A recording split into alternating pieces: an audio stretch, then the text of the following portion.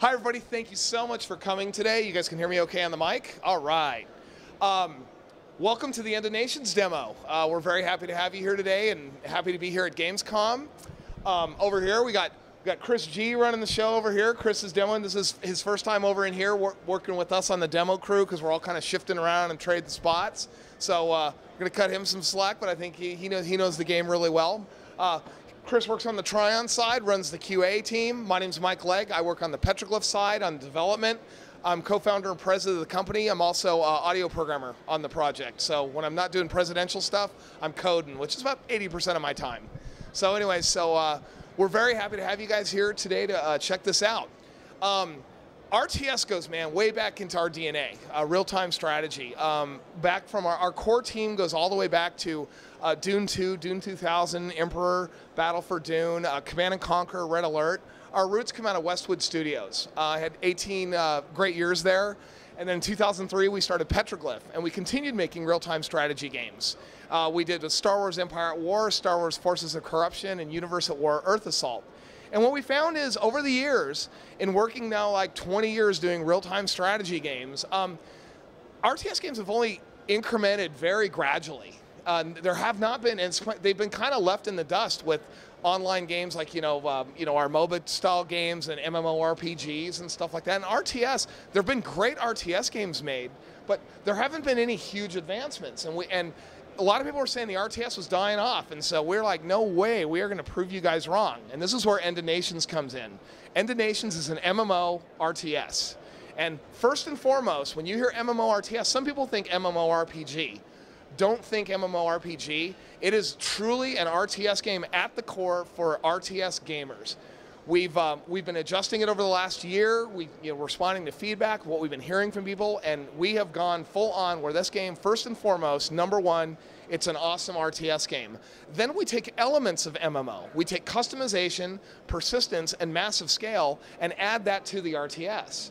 So that allows us to take it to the next level, and we're going to be showing that to you today, and I'll be telling you all about how we're evolving real-time strategy. So our game takes place 50 years in the future. When our designers sat down to write the story, they said, well, let's pretend, this was a couple years ago, they said, let's start the thing off where there's a big government financial meltdown. There's a big economic collapse with the world economy, and we'll start it there, and we'll just have nations start to fail. And then now we're saying 2 years later, we're like, it's based on a true story. So now we're like, based on a true story because we predicted it. And anyway, so basically governments fall, and the world falls into chaos, and the remnants of the United Nations rise up with a very high technology faction called the Order of Nations. And they're a totalitarian government. They want to build a one world power that's a totalitarian dictatorship. They believe in peace through superior firepower. And they're going to give you shelter, they're going to give you safety, they're going to give you protection, and all at the cost of your civil liberties. And it just comes with freedom, lack of freedom, and a price. So it's either join us or die. And so what we're doing is we're playing one of two playable factions. We're playing against the Order of Nations. We're playing Liberation Front and Shadow Revolution. These are two factions that are independent resistance factions that are rising up. They have different goals or different beliefs between each other, so that these guys actually skirmish against each other because they do not necessarily get along, but they do agree that we do got to take out the Order of Nations. So today, here at Gamescom, we're playing 16-player PvP. So we've got 8v8 happening over in the hall, over in Hall 9 is where we're playing PvP. And Chris and I are going to be dropping into that game. We're going to jump in live and play that game. We're going to be playing today, Chris and I are going to be playing the Liberation Front. Chris's character is going to be a level 15 commander. So we're going to go, we're playing a Spartan class. And so, and you don't even have to create a character because we already got the one set up. So we're going to be playing Spartan. And so what it is we've got 4 playable commander classes that you can play in the game. So there's 2 playable factions, 2 and 4 playable commander classes. Each commander class gives you very, very different abilities and things, which we're going to show you. So Chris, go back out. Let's go back out to the world map. Let's go ahead and select our character. And we're coming in at level 15. All right, so we're starting up with a level 15 commander. You start off with level 1, and of course, as you play through the battles, be it co-op or PvP or playing through the story campaign, you're gonna advance and gain experience and level your character up. So don't go in yet. We're gonna show a few things over here. So we're gonna, first of all, what we're gonna do is show you the world state. Now in our world, the world is 24 hours a day, 7 days a week, thousands and thousands and thousands of players playing in the game at the same time. Purple is occupied by Order of Nations, orange is occupied by the Liberation Front, and green is occupied by Shadow Revolution. So Shadow Revolution, we've been battling over Australia, and that's what we're doing here during Gamescom. But first of all, we're going to show you just a little bit of the customization of everything. So Chris, if you could first bring up your tech tree. So our tech tree, this is something that, because we're a Spartan commander, these are all of our tech trees, and we can choose to specialize in zone control, area denial, or mobility. And at level 1, you get access to certain super weapons, certain units, certain tactical structures. And as you hit level 5, you get access to more things. Level 10, you get more, 15, 20. Every 5 levels that you level up, you get to apply more points that give you super weapons. We've got the nuke strike here. We got the Ragnarok helicopters. When we hit level 5, when we apply enough points, now we can pull the Ragnarok helicopter into our battle array. So anyways, we've got our stuff all teched up. So now what we're going to do is we're all teched up and ready to go. Now we're going to go into our armory. And here in our armory, this is where we have our collectible army. And over here on this part, you can see that into the battle, we can take up to 20 units into the battle, okay? And units have different point values. And we're going to go into a battle scenario that's everybody that's playing the game can spend up to 20 points on their units. So the Ragnarok unit, which is a big, powerful helicopter, that's worth 4 points. That's actually, this guy's a big aerial gunship, and he's worth 5. But then we also have infantry, like the Guardian. Chris, you can select the Guardian over here. The Guardian, he's worth 1 point. Now, what I want to tell you is we have a 16-foot tall suit of this power armor over in Hall 9 that you can go and have your picture taken in. It's as tall as that box that's right there on the wall. And you can go up and have your photo taken. I suggest do it today, because Saturday, it's just going to get crazy over there. And anyway, so yeah, so these are our forces that we have. And then to customize these guys, we have, over here you'll see we have these mod slots. Now, as you play through the game, you're going to gain rewards, and you're going to be able to actually earn these modifications that you can apply to units individually. So there's speed mods, there's armor mods, there's power mods, attack mods, resistance mods, different types of mods that you can allow you to, per unit, customize your unit. So if we wanted this guy to run really fast, we could put 3 speed mods in, and he's going to speed up like crazy. If we have one of our other units, we want him to be more armored. If he's find that he's dying off too easily, we can put armor mods in. And these mods you collect through the game. You're going to earn them, and some of them are very rare. They'll be like purple drops that you're familiar with in other games, and that's like going to be a really rare, really powerful one. There's going to be blue ones and green ones and different levels and different rarities that you can fill in. Let's take it over to the skins tab real quick. So on skins, you're going to be able to acquire different skin packs for your units. We've got the American flag, we've got the German flag, we've actually got those in the game here. We don't have them turned on just yet, but we can through some cheat keys.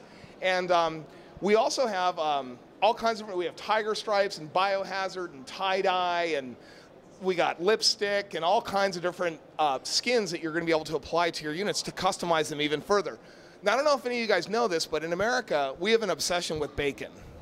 We eat bacon for breakfast. We love bacon. We eat it all the time. In fact, Dave Lumen, our executive producer, has a dog named Bacon. I just found out about that. And he's got a wallet skinned with bacon that he was showing us earlier today. And so the artist went and even made a bacon skin. So if you want to have your army all customized, have bacon wrapped around all your stuff, you can. It's really cool. That's pretty funny. So also we have colors. So if you decide you don't want to go the skin route, there's primary colors and secondary colors. So Chris, feel free to select some different primary colors and different secondary colors. You can see you can mix and match between your different colors to give yourself like blue and black or red and gold or whatever. And this is army-wide customization. So we have the unit-based customization, we have the army customization, and then we also have your commander customization. So we're pretty well ready to rock. You can see Chris took it to black and red. Oh, that's a toxic tank. See, he's dumping out all kinds of stuff here. This guy's really good against infantry. Infantry hate green gas. So this guy is a great unit to use against infantry. And he's not very environmentally conscious either.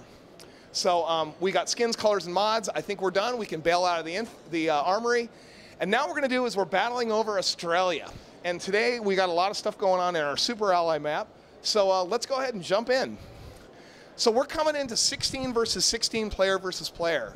Now in traditional real-time strategy, 4v4, 6v6, maybe 8v8, it's kind of low.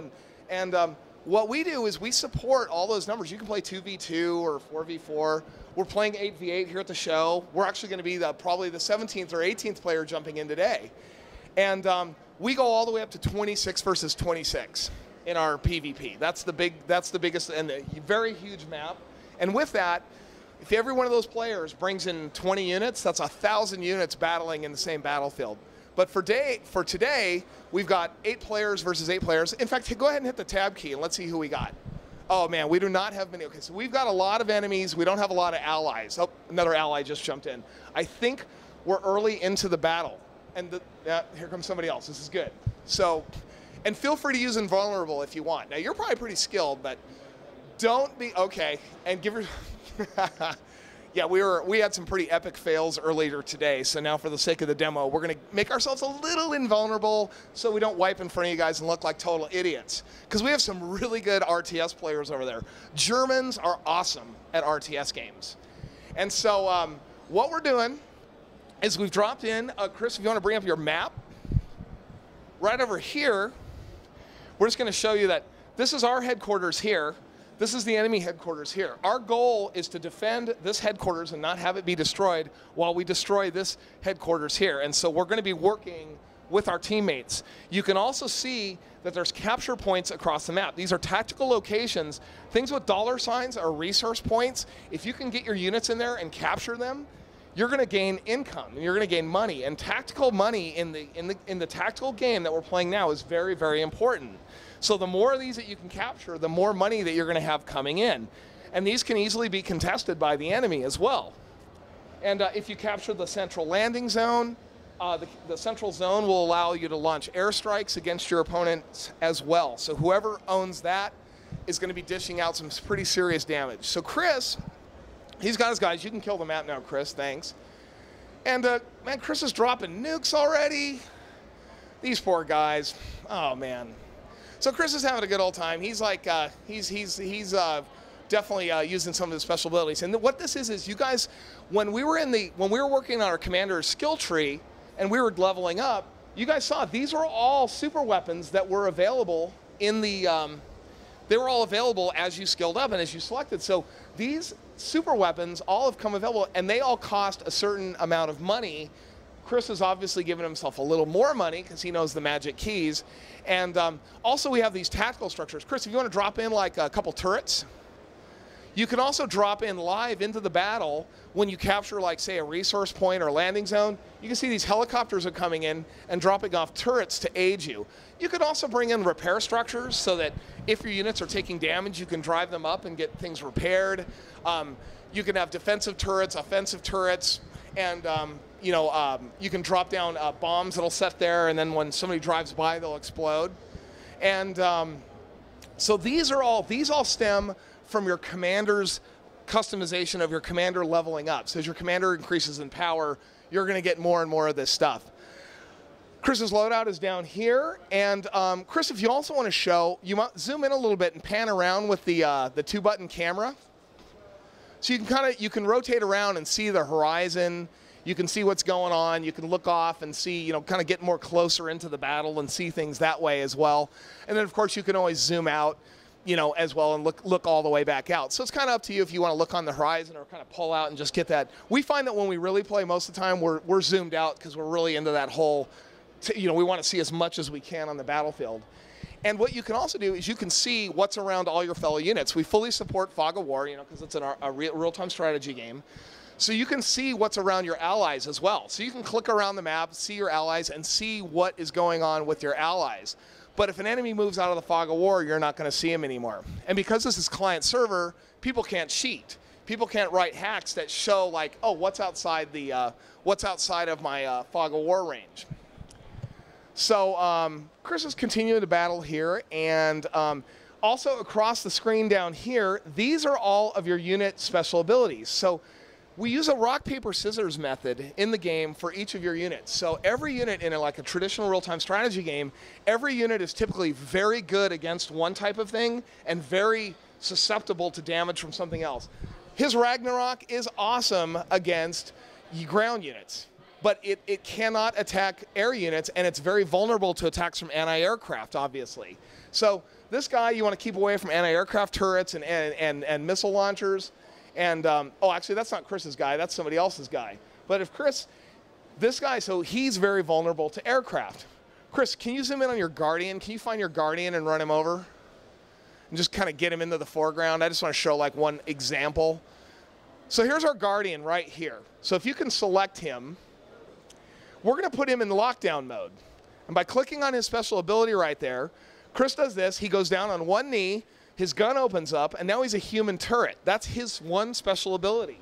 And he can't run around, but he's way more powerful, and he's way more armored and less susceptible to damage. You can go ahead and undeploy him now and let him loose and get him back out there.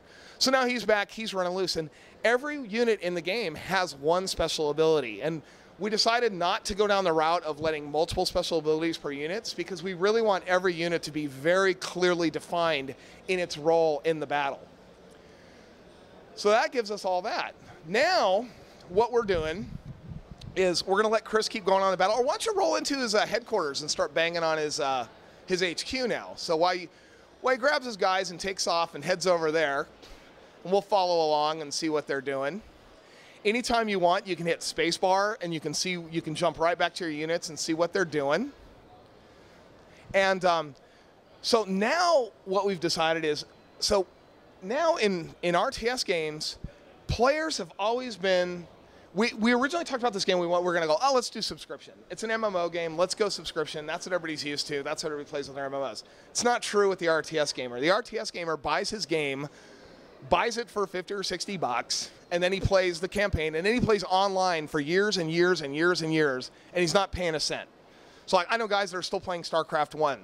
You know, they're still playing online in StarCraft 1. And so what we've decided to do is we've made the announcement last week that this game is entirely free to play. You don't need a credit card. You don't have to buy a box. You can just download the entire game. And as a free-to-play player, you have access to every single thing, aside from cosmetic items, that a paying player would have. So you have access to the entire story campaign. You have access to all the PvP maps. You have access to your max level. You have access to all your co-op maps. And we feel with that, we're going to get millions of players in playing this game. And that's what we need for this game to be successful. We need that world to be living 24 hours a day, around the clock, with millions of players that you can play with. And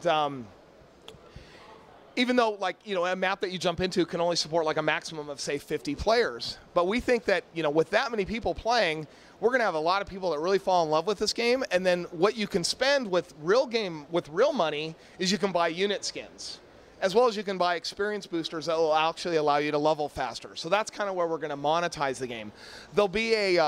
There will be a collector's edition box that you can buy if you want to get like a cool mouse pad and the soundtrack, and, you know, maybe like some kind of statue of one of the items or something like that. I don't know, we're kind of kicking all that around of what the box is going to be. And then you can also buy that digitally as well. And both of those, both the digital version of the collector's edition and the box, will have codes that will give you like unique skins in the game, and maybe like a special, like you know, like we've got the little black dragon thing over there, you know, like a special faceplate for your commander as well. So we're going to give you some really cool, fun stuff in the collector's edition, and then people will also get in-game money that they can spend in the cash shop to buy stuff. And a lot of stuff too we're going to make available. You can use real money, or people can buy items that also through with in-game currency. So if you play enough games and you earn enough money in the game, you can also buy the same thing. So if you play, you know, and level up to level 15, you might have enough money and it's like, okay, I'm going to buy that skin. But there's no pay to win in this game. we're not making it so that people can pay to give themselves an advantage. So no one, it's not like some guy goes out and spends $500 and he's going to dominate the leaderboards. Because it's an RTS, it's all skill-based, and we're not going to let anybody have any gameplay advantages to win. So that's another very, very important factor to us. Looks like, oh, wait, I think we're, give us a little horizon cam there. It looks like we're about to win here. Oh, yeah, there we go. Man, see, Chris, we had Chris in the house, and we got our victory, defeated the enemy headquarters. And what's really neat about this is now everybody's going to retreat out of the game. We got a win racked up for the Liberation Front. It's still under contest for the Shadow Revolution, because once somebody gains gains control of a territory, it takes 3 wins more than the other guy to actually get it back into your favor. And what we're doing is, in our co-op game, or in our PvP campaign, we have a mode called Conquer the World. And in this world, when you zoom out, the goal is your factions go head-to-head, and whoever can control the most territories. If you can take over all the territories, your faction wins. If not, we'll let it run for like 3 weeks, and at the very end, we'll see who's winning. And at the very end, the winning faction will get the win. Whoever has conquered the most territories, and from that, you'll get rewards. And the game tracks how much you're contributing to each battle and how much you're contributing to each win. So it'll distribute rewards and winnings out from the victory pool to whoever contributed the most will get, you know, more than, say, somebody like, if I only played for 10 minutes but I did play, I'd get a little something. But if I put in like 20, 30 hours, I'm going to get a lot more. And it's nice too, because even in a massive scale game where if you're playing 26 versus 26, let's say if that battle went on for 5 hours, but I only played for 3 hours, I'd still get, even if I left the battle, I would still get, because I contributed to that battle, I had a lot of kills and did a lot of stuff, I'd still get some rewards out of that. So even if I went offline, you know, let's say I gotta go. I gotta go to dinner. They're waiting for me. The family's waiting for me. I leave, but I played for 3 hours, I'm still gonna get a reward after that map completes. You know, if our team wins the battle of the map, it's like, all right, cool, I got something out of there. So we're really excited about this. We're going to give the RTS gamer everything that they're used to in a traditional real-time strategy game. So you can play 1v1, you can play 2v2, we can do co-op, we can do 4-player co-op against the AI and do comp stomp. We're going to have very small maps, you know, like if you're more comfortable with playing, you know, like, just 4 of us want to get together and have a game. That's fine, and we'll let you you can even in modes, you can team up with your friends that are in the alternate faction as well. So we could, you know, Donovan and I could, you know, jump together, and he might be one faction, I may be another faction. We get together and we'll go play together against the Order of Nations. But then when we're out in this big battle here, in the Conquer the World, then we're on opposing factions and we're playing in PvP. So we want to give that RTS gamer everything they love about present-day real-time strategy games. We want them to feel very comfortable when they come into the game. But then we also want to take it to the next level, and that's where we feel, you know, letting millions of players come into the game, having these massive battles, 50-player co-op. If you want to jump in and do 50-player co-op, you all can go and battle with a whole bunch of other players to defeat the Order of Nations, and you can play the story campaign as well as the big PvP battles. So I totally thank you guys for coming and checking this out. We're having a blast making this game. It is sincerely the dream project and the project of our careers from all these years of real-time strategy games. We feel that this, you know, we're very inspired because of our years with Command and Conquer. We're very inspired by CNC. And, you know, we love real-time strategy games. You know, we love Dawn of War, we love StarCraft, we love, you know, World in Conflict. And so we're like, man, let's take RTS and like take it to the next level, because we want to see RTS come back and just dominate on the PC. So thanks a whole bunch. Hope you guys had a good time.